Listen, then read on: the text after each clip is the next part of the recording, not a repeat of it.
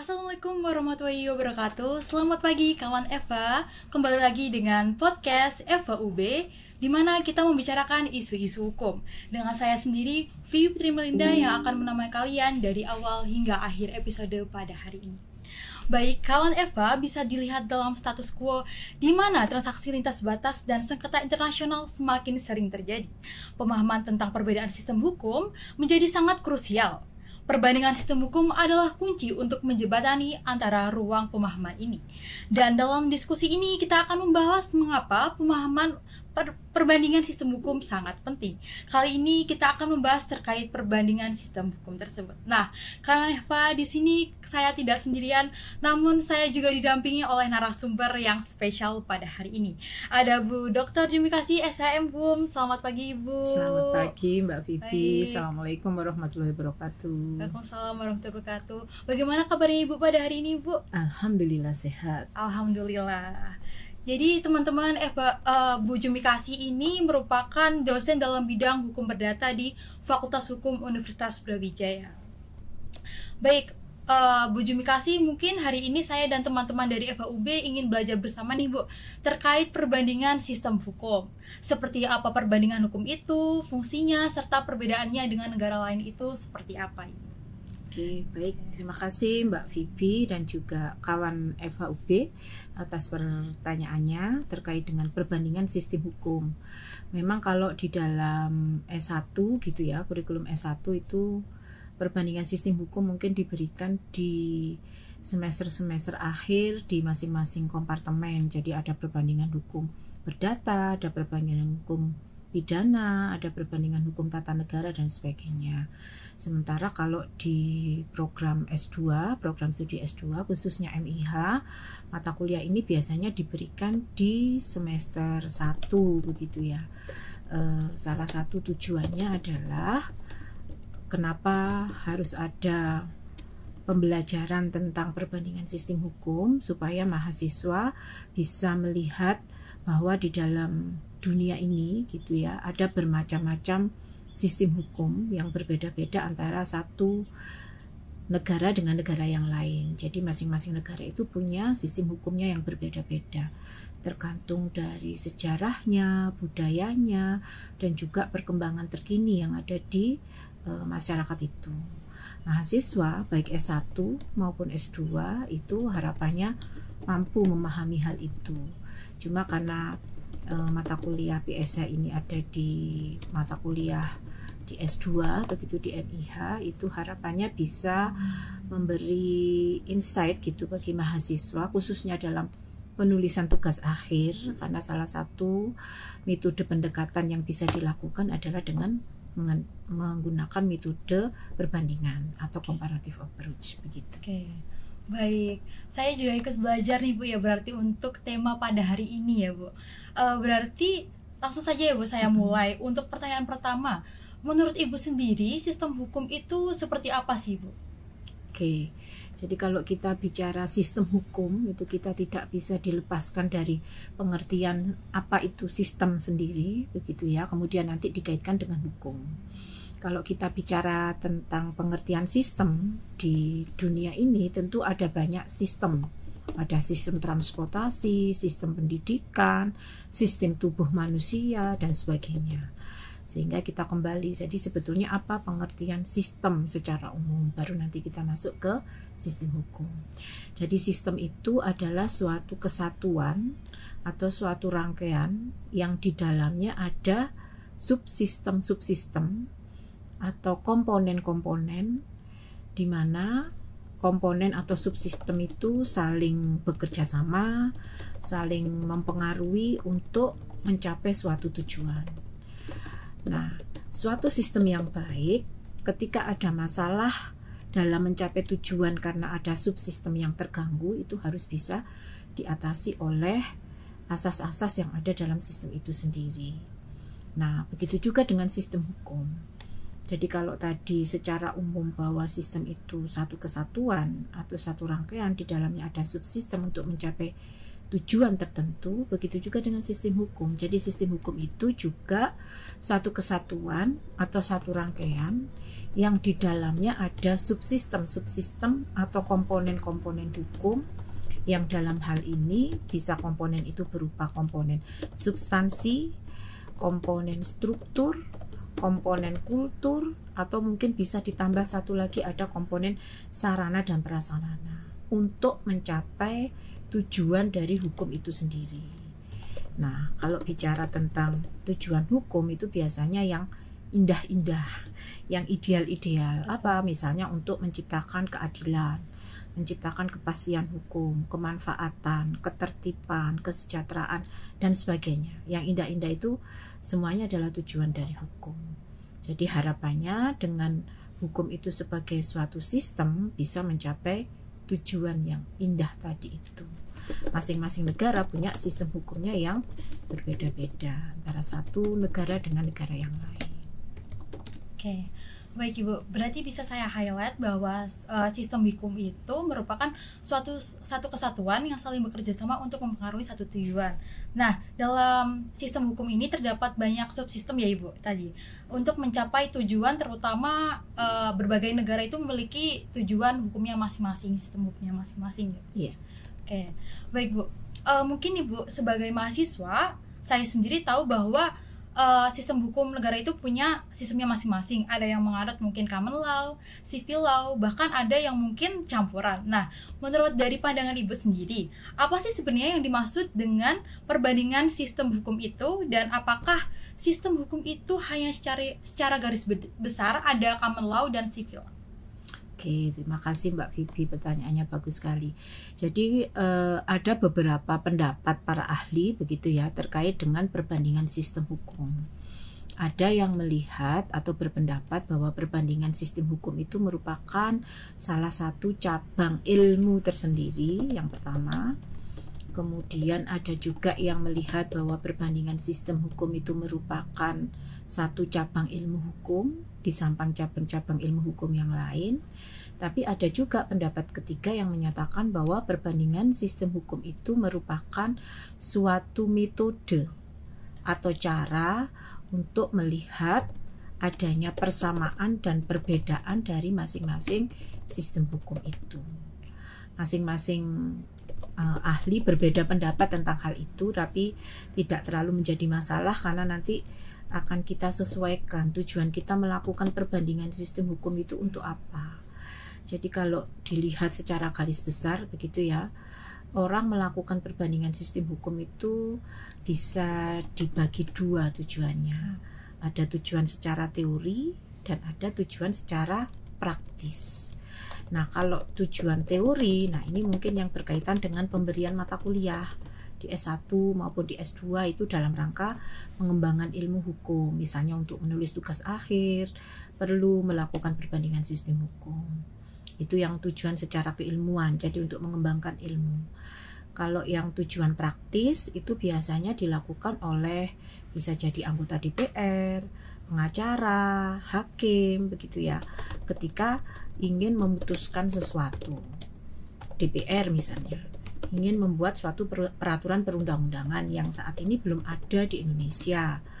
Nah, untuk itu DPR bisa melakukan studi banding atau studi perbandingan dengan hukum yang sama di negara lain untuk kemudian nanti merumuskan rancangan undang-undangnya. Bagi pengacara misalnya, karena pengacara kan berkaitan dengan kebutuhan hukum dari kliennya misalnya ya. Kebetulan kliennya ada dari warga negara asing misalnya, kemudian berkonflik dengan warga negara Indonesia yang dimana pengacara tadi harus bisa mengetahui perbandingan antara hukum yang ada di warga negara asing dengan hukum yang ada di Indonesia. Itu dari sisi pengacara. Begitu juga hakim, gitu ya. Hakim itu kan ada yang tinggal menerapkan undang-undang, ketika ada sengketa masuk, sudah ada peraturan perundang-undangannya bisa diterapkan langsung kepada sengketa yang masuk itu. Tapi ada kalanya hakim juga harus melakukan refinding atau mencari dan menemukan hukum, khususnya dalam hukum perdata ya. Ketika ada sengketa yang masuk, ternyata tidak ada peraturan perundang-undangan yang mengaturnya. Dalam hukum perdata, hakim tidak boleh, hukum acara perdata maksud saya, hakim tidak boleh menolak perkara dengan alasan tidak ada hukumnya. Nah, untuk kemudian menerima sengketa tadi dan untuk memutuskan, hakim kan berarti harus mencari, membandingkan, sehingga nanti bisa membuat keputusan yang adil bagi para pihak. Seperti itu secara garis besar. Oh, sangat menarik sekali ya Bu pembahasan berarti pada hari ini. Jadi yang bisa saya kulik kembali, perbandingan sistem hukum itu merupakan suatu cabang ilmu atau suatu metode yang melihat perbedaan atau persamaan dari sistem hukum antar negara itu, teman-teman. Ada tujuan secara teori dan praktisnya yang merupakan perbandingan sistem hukum ini sangat krusial untuk dipelajari, terutama dalam menjembatani jika ada terjadi konflik antar negara, nggih, Bu? Bisa jadi, terutama bukan konflik yang bersenjata loh ya, tapi konflik hukum. Jadi konflik atau ada sengketa terkait dengan hukum begitu. Oke. Baik nih Bu, mungkin dari kawan-kawan Eva sendiri sebagai mahasiswa hukum kan ya Bu, kenapa penting bagi kita untuk memahami sistem hukum negara lain nih Bu? Apa sih manfaat nyata dari memahami perbandingan sistem hukum ini, baik dalam mungkin praktik hukum, dalam pembuatan kebijakan maupun penerbangan ilmu hukum itu sendiri? Oke, kenapa kita harus mengetahui sistem hukum yang lain begitu ya? Karena yang ada di dunia ini nggak hanya sistem hukum Indonesia begitu, ada banyak sistem hukum yang ada di dunia, masing-masing negara punya kekhususannya masing-masing begitu ya. Kenapa kita harus mempelajari? Yang pertama tentu supaya kita tidak merasa hukum kita yang paling benar begitu, atau dengan kata lain ada chauvinisme hukum. Jadi merasa hukum kita nih yang paling benar, hukum yang lain salah semua. Nah, dengan membandingkan, mengetahui persamaan dan perbedaannya, itu wawasan kita akan semakin terbuka. Oh, ternyata di hukum, sistem hukum yang lain juga mengatur tentang hal yang sama, ada sisi positifnya, ada sisi negatifnya, seperti itu. Jadi yang pertama adalah untuk menghindari chauvinisme hukum tadi itu, supaya kita nggak merasa paling benar sendiri, begitu ya. Jadi di belahan dunia yang lain, itu ada sistem-sistem hukum yang mungkin kita bisa ambil nilai-nilai yang positif yang itu bisa ditransplantasikan ke dalam sistem hukum Indonesia. Itu mungkin tujuan yang pertama. Kemudian tujuan yang kedua atau manfaat yang kedua, seperti yang saya sampaikan tadi, bisa kemudian untuk pengembangan ilmu atau untuk kebutuhan praktis begitu. Iya, baik. Memang ya Bu, kayak belajar itu sangat penting terutama dalam pengembangan sistem hukum ini, karena apa ya, biasanya orang-orang itu kalau tidak tahu suatu hal atau mungkin masih minim info itu cenderung kayak mengagung-agungkan sesuatu yang dimilikinya sendiri. Seperti kayak sistem hukum di Indonesia, kita melihatnya wah ini udah yang paling baik, padahal masih ada sistem hukum yang lain di dunia yang bisa dijadikan komparasi gitu ya. Baik, pertanyaan selanjutnya Ibu, di dunia ini kan ada beberapa sistem hukum yang seperti Ibu jelaskan tadi. Menurut Ibu, apakah dari faktor yang menyebabkan perbedaan sistem hukum di dunia ini, Bu? Terkait persamaan dan perbedaannya itu, kira-kira sistem hukum di dunia itu seperti apa, Ibu? Oke, kalau bicara dunia tentu luas sekali. Dan banyak sekali sistemnya. Mungkin yang dua besar yang dikenal seperti yang disebutkan Mbak Vivi tadi kan, ada civil law system, ada common law system begitu ya. Itu yang besar yang paling banyak dikenal. Tapi sebetulnya ada banyak lagi yang lain, misalnya customary system atau sistem hukum yang berasal dari hukum adat. Kemudian ada religious system, jadi sistem hukum yang berasal dari agama, baik agama Islam, Hindu, Buddha, Kristen, itu juga punya sistem hukumnya masing-masing gitu. Terus ada juga yang tadi juga mungkin sempat kita diskusikan, yaitu sistem hukum campuran atau mixed system. Nah, itu yang mungkin barangkali itu yang terjadi di Indonesia sebetulnya ya. Jadi kita sebetulnya tidak murni civil law system, tapi ada banyak sistem hukum yang ada di negara kita. Seperti itu. Mungkin terkait perbedaan sistem hukum di dunia itu faktornya apa Ibu? Lebih lanjutnya, misal seperti Indonesia, kenapa dia bisa mengambil sistem hukum campuran, atau mungkin Filipina juga hukum campuran ya Bu, kalau nggak salah. Itu kira-kira apa yang melatar belakangi suatu negara itu menerapkan suatu sistem hukum tersebut Ibu? Ya, kalau kita bicara latar belakang ini berarti kita kembali ke sejarah masa lalu begitu ya. Iya, Kenapa kemudian suatu negara itu mempunyai satu sistem hukum yang unik, yang beda dengan yang lain. Nah, kalau kita kembali ke sejarah masa lalu kita di negara Indonesia, sebelum nama Indonesia muncul begitu kan, kita sebagai wilayah, sebutlah Nusantara begitu ya. Di Nusantara ini terdiri dari beberapa kerajaan. Masing-masing kerajaan pasti punya sistem hukumnya sendiri-sendiri. Dan yang berkembang pada saat itu adalah sistem hukum adat yang tidak tertulis sebagian besar. Memang hukum adat ada yang tertulis, tapi itu hanya sebagian kecil saja. Sebagian besarnya adalah hukum adat itu tidak tertulis. Nah, itu sistem hukum asli bangsa Indonesia sebetulnya ya, sistem hukum adat itu. Kemudian masuk juga pengaruh asing ke dalam wilayah Nusantara sebelum dijajah oleh kolonial. Jadi ada masuk pengaruh hukum Islam karena ada saudagar-saudagar Islam yang membawa agama Islam ke dalam wilayah Nusantara. Nah, di dalam agama Islam itu juga ada sistem hukum Islam sendiri. Jadi sudah ada dua ini, ada sistem hukum adat yang itu jumlahnya banyak sekali, plural, di masing-masing daerah ada adatnya sendiri-sendiri. Kemudian ditambah satu lagi, sistem hukum Islam. Belum sampai selesai di situ, kemudian muncul pemerintah kolonial, dimulai dari Portugis, Spanyol, Inggris dan sebagainya. Dan yang paling lama itu adalah pemerintah kolonial Belanda yang 350 tahun. Bisa dibayangkan bagaimana pengaruhnya terhadap sistem hukum kita. Kita sendiri baru merdeka tahun ini 80 tahun ya.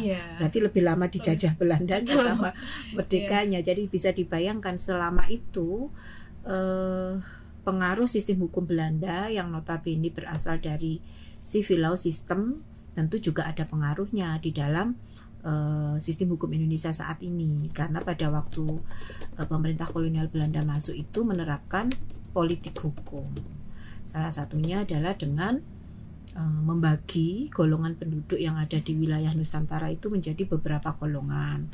Ada golongan Eropa, golongan Timur asingnya dibagi dua, ada Timur asing Tionghoa dan non Tionghoa. Kemudian ada golongan pribumi atau bumi putra. Nah, di keempat golongan itu politik hukum pemerintah kolonial Belanda itu diterapkan hukum yang berbeda-beda. Jadi untuk golongan Eropa diterapkan hukum yang berasal dari Belanda. Hukum tertulis, ada BW, ada WVK, ada WVS dan sebagainya. Kemudian untuk golongan Timur asing yang tadi dibagi dua, ada Timur asing Tionghoa dan Timur asing non Tionghoa, itu juga diterapkan sistem hukum yang berbeda. Karena pada masa kolonial pemerintah Belanda itu atau saudagar Belanda itu banyak bertransaksi bisnis dengan golongan Tionghoa, maka golongan Tionghoa meskipun dia tidak berasal dari Eropa juga ditundukkan pada buku ketiga BW tentang perikatan yang banyak membahas tentang perjanjian atau transaksi bisnis. Sementara untuk golongan Timur asing non Tionghoa, misalnya India, Arab, Pakistan, Bangladesh begitu ya, yang ada di wilayah Nusantara, itu diberlakukan hukum yang berasal dari negaranya masing-masing, negara hukum adat dari negaranya masing-masing. Nah, sebagai bangsa asli pribumi atau disebutnya bumi putra atau inlander oleh kolonial, itu diterapkan hukum adatnya masing-masing.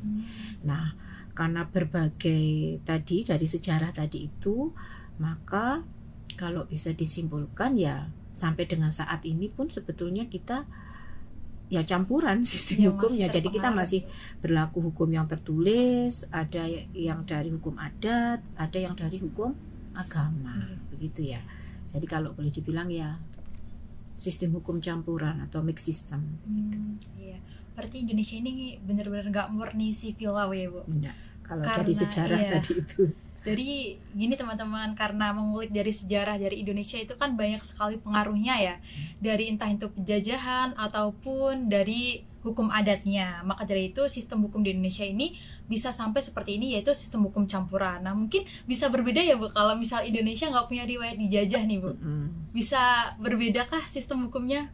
Tentu saja, karena pengaruhnya itu sangat lama, 350 tahun ya. Jadi memang kalau dilihat sepintas begitu sekilas ya seolah-olah kita civil law system, karena dilihat dari sistem peradilannya, begitu kan, yang membedakan antara civil law system dan common law system itu kan salah satu indikatornya adalah bisa dilihat dari sistem peradilannya. Kita melihat kalau di sistem peradilan yang ada di Indonesia tidak ada yang namanya juri. Jadi di situ ada hakim, kemudian ada tergugat, ada penggugat kalau dalam perdata, kalau dalam pidana ada jaksa penuntut umum dan ada terdakwa atau yang mewakilinya. Itu kan sistem peradilan yang berasal dari civil law system. Sementara kalau di common law system kita mengenal ada yang namanya juri. Jadi di samping ada tadi pihak-pihak tadi itu, ada hakim, ada pihak-pihak, tapi melibatkan juri. Jadi juri itu perwakilan dari tokoh-tokoh masyarakat yang ada di kota tersebut, yang kemudian juga akan mempengaruhi putusan hakim. Juri akan menilai apakah terdakwa ini bersalah atau tidak. Itu salah satu yang membedakan. Kemudian perbedaan yang kedua adalah terkait dengan penerapan asas preseden. Kalau di dalam common law, asas preseden itu diterapkan secara mutlak begitu ya. Karena kalau di common law itu kan sumber hukum utamanya bukan undang-undang seperti kita, tetapi lebih mengarah ke putusan hakim. Jadi putusan hakim yang berikutnya dengan asas preseden itu akan mengikuti putusan hakim yang sebelumnya ketika memeriksa perkara yang sejenis. Sementara kalau di sistem hukum civil law yang kita banyak dipengaruhi oleh Belanda, sumber hukum utamanya adalah undang-undang yang tertulis. Yang meskipun kalau kita kembali ke masa lalu, sebetulnya kalau hukum adat kan tidak tertulis. Jadi sebenarnya mirip yang common law, tapi masuk pengaruh civil law. Nah, sampai saat ini kan undang-undang menjadi sumber hukum utama di negara kita. Itu yang perbedaan yang kedua. Di samping mungkin ada banyak perbedaan yang lain. Baik, Ibu. Mungkin kalau masuk dalam konteks globalisasi pada saat ini, hubungan antar negara itu kan semakin erat ya, Bu, termasuk dalam bidang hukum. Nah, bagaimana Ibu melihat perbandingan sistem hukum dalam menjembatani antara perbedaan nilai dan prinsip hukum antar negara tersebut? Ya, memang pengaruh globalisasi, kemajuan teknologi itu sangat besar pengaruhnya terhadap ius constitutum atau hukum positif yang sedang berlaku di suatu negara, termasuk di Indonesia. Kalau zaman dulu mungkin orang menikah dengan warga negara asing itu kalau misalnya dia pergi studi di luar negeri, begitu ya. Tapi kalau kita amati sekarang kan banyak sekali masyarakat Indonesia yang kemudian menikah dengan warga negara asing meskipun tidak ketemu secara langsung. Jadi via Facebook, via apa yang DM dulu atau apalah, yang kemudian baru ketemu secara fisik kemudian memutuskan untuk menikah. Jadi kemajuan teknologi, globalisasi itu menjadi dunia itu seolah tanpa batas begitu ya. Kalau dulu memang kayaknya ya nggak banyak orang yang menikah dengan warga negara asing, tapi kalau Mbak lihat sekarang kan di YouTube, di TikTok itu kan banyak ya pasangan-pasangan berbeda kewarganegaraan. Sehingga mau tidak mau ya kita harus mempelajari hukum negara asing. Kemudian kan berbeda kalau misalnya orang menikah sesama warga negara Indonesia, ya cukup hukum perkawinan atau hukum keluarga yang ada di Indonesia. Tetapi ketika menikah dengan warga negara asing kan berarti kita juga harus mempelajari hukum perkawinan atau hukum keluarga dari pasangan kita yang berasal dari warga negara asing. Itu dalam hal perkawinan. Kemudian banyak juga era globalisasi atau kemajuan teknologi itu yang transaksi bisnis atau transaksi dagang. Itu kan kalau dulu mungkin yang kita sebut pengimpor itu kan pengusaha-pengusaha besar begitu ya. Tapi dengan transaksi online, jual beli online, nah itu semakin memudahkan masyarakat, baik konsumen maupun pelaku usaha untuk melakukan transaksi lintas negara. Warga negara Indonesia bisa berposisi sebagai konsumen, bisa juga berposisi sebagai pelaku usaha, bisa mengekspor barangnya meskipun sedikit, tapi pembelinya dari luar negeri. Nah, berarti kan harus mengetahui aspek-aspek hukum, nggak hanya hukum perdagangan atau perjanjian yang ada di Indonesia, tetapi juga perjanjian yang ada di luar negeri atau di negara di mana transaksi itu mau dilakukan, seperti itu. Oke, baik. Jadi intinya kita bisa melihat dalam status quo ya Ibu, karena sekarang kan udah era globalisasi. Jadi mau tidak mau kita tuh harus mempelajari sistem hukum negara lain karena mungkin untuk keperluan bisnis ataupun suatu saat menikah dengan warga negara asing. Punya cita-cita menikah dengan warga negara asing? Oh, malam deh Bu. Tinggal kehendak Allah. Baik Ibu, mungkin kalau bisa kita cermati, saya mengutip dari konsep prismatik yang dijelaskan oleh Profesor Mahfud MD. Ini kan menarik sekali ya Bu, karena mencoba menggabungkan nilai-nilai antara restart dan rule of law tanpa harus meniru sepenuhnya salah satu. Nah, dalam konteks ini, apakah bisa dikatakan bahwa sistem hukum Pancasila itu merupakan suatu bentuk sistem hukum campuran khas Indonesia yang lahir dari kebutuhan sosial dan budaya bangsa kita sendiri?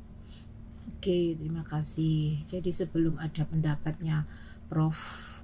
Mahfud, itu jauh sebelum itu juga ada pendapatnya Prof. Kusnu yang saya katakan tadi itu, bahwa sistem hukum Indonesia itu sebetulnya ya sistem hukum campuran. Tapi kalau kita kembali ke nilai-nilai dasar yang ada di negara kita, karena Pancasila itu sebagai sumber dari segala sumber hukum, yang itu juga merupakan falsafah negara, ideologi negara, maka memang seharusnya semua aturan, semua undang-undang dan hukum yang ada di Indonesia itu ya dasarnya dari sana, begitu. Dasarnya dari Pancasila yang mengandung nilai-nilai ketuhanan, nilai-nilai kemanusiaan, nilai-nilai persatuan, nilai-nilai kemasyarakatan atau permufakatan, nilai-nilai keadilan sosial. Jadi nggak boleh lepas itu sebetulnya sebagai falsafah negara. Jadi ya saya sangat setuju kalau kemudian kita punya ciri khas sendiri. Kita bukan civil law, kita bukan common law, tapi kita berangkat dari akar falsafah bangsa kita, yaitu Pancasila. Jadi jangan dilupakan bahwa semua hukum yang berlaku itu harus mengejawantahkan Pancasila itu harusnya. Sebagai contoh misalnya dalam hukum perjanjian di Indonesia itu kan plural ya, ada perjanjian menurut BW. Kalau Mbak belajar hukum perdata kan yang paling mudah dipelajari pertama itu BW yang ada di buku ketiga itu karena tertulis dan sumbernya di situ gitu, jadi lebih mudah mempelajari awalnya. Tapi kemudian kita harus berkembang pola berpikirnya, nggak hanya ini yang berlaku, tapi ada hukum perjanjian adat, ada hukum perjanjian Islam gitu yang itu berlaku. Nah, kalau misalnya suatu saat Indonesia ingin membuat sistem hukum perjanjian nasional, ya harus mengadopsi dari nilai-nilai yang ada di entah itu di hukum adat atau hukum Islam. Nah, kalau hukum Islam kan biasanya kaitannya sama ketuhanan begitu ya, ya karena sumbernya dari Tuhan, dari Al-Quran, dari hadis. Ada satu nilai, misalnya nilai-nilai atau asas ilahiyah yang bisa masuk, misalnya seperti itu.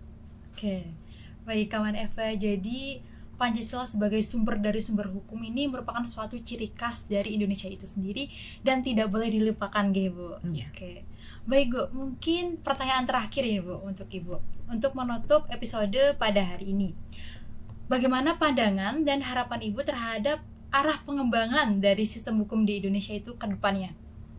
Oke, baik, terima kasih. Kalau kita bicara tentang arah perkembangan hukum Indonesia, itu kita artinya bicara tentang politik hukum begitu ya, atau legal policy yang harusnya diambil oleh penguasa untuk mengarahkan kemana hukum Indonesia itu mau dibawakan, seperti itu, atau ius constituendum. Nah, metode perbandingan sistem hukum itu memang erat sekali kaitannya dengan politik hukum dan transplantasi hukum. Jadi ketika misalnya kita membutuhkan suatu aturan yang baru begitu, kita tidak bisa serta-merta sekonyong-konyong kemudian menerapkan hukum asing di negara kita. Jadi harus disesuaikan dengan nilai-nilai agama, nilai budaya, ekonomi dan sebagainya untuk bisa ditransplantasikan ke dalam sistem hukum Indonesia. Nah, disitulah peran politik hukum itu penting. Jadi penguasa harus membuat kebijakan ini mau diatur yang seperti apa. Jangan melakukan perbandingan langsung, oh ya ini baik, langsung diterapkan di Indonesia. Belum tentu bisa. Jadi harus diuji dulu apakah aturan yang dari sistem hukum lain itu memang cocok atau tidak ditransplantasikan ke dalam sistem hukum Indonesia. Begitu. Baik, saya sangat setuju dengan Bu Jumikasi terkait harapannya nih. Saya juga punya harapan jika peran sistem hukum Pancasila ini harus menjadi suatu hal yang perlu lebih diperhatikan oleh pemerintah. Dengan Indonesia ini menyesuaikan berbagai nilai sebelum mungkin kayak mengambil suatu keputusan, peran politik hukum itu juga sangat penting, teman-teman. Baik, teman-teman, karena itu tadi sudah pertanyaan terakhir, maka sampailah kita di penghujung episode pada hari ini. Kesimpulan yang dapat saya sampaikan adalah, jadi kalau kita dilihat dari obrolan saya dengan Bu Jumikasi, ternyata sistem hukum di dunia itu nggak bisa diseragamkan, teman-teman. Setiap negara harus mempunyai konteks sosial dan sejarahnya sendiri. Maka dari itu, seperti Indonesia pun tidak bisa menelan mentah-mentah terkait sistem hukum yang akan diadopsi. Kita harus memadukannya lewat konsep Pancasila. Sistem hukum bukan cuma soal aturan, tapi juga nilai-nilai kemanusiaan serta keadilan sosial. Baik, kawan Eva, sebelum saya menutup, mungkin ada kesan dan pesan yang ingin disampaikan oleh Bu Jumikasi ke kawan Eva, Ibu. Oke, terima kasih sudah mendengarkan dan melihat podcast ini. Mudah-mudahan apa yang saya sampaikan tadi bermanfaat bagi baik untuk mahasiswa ataupun kalangan umum gitu ya, karena ini ditayangkan di YouTube. Ya, betul, bisa Ibu saja yang melihat bukan mahasiswa tapi kalangan umum. Bermanfaat untuk kebaikan sistem hukum Indonesia dan ujung-ujungnya kebaikan untuk semua di dunia dan akhirat. Terima kasih. Amin. Baik, terima kasih Bu Jumikasi sekali lagi atas materinya yang sangat bermanfaat dan inspiratif. Semoga bisa menjadi bekal untuk kita semuanya. Baik, itu saja yang bisa kami sampaikan dalam episode kali ini. Semoga ilmunya bermanfaat. Wassalamualaikum warahmatullahi wabarakatuh.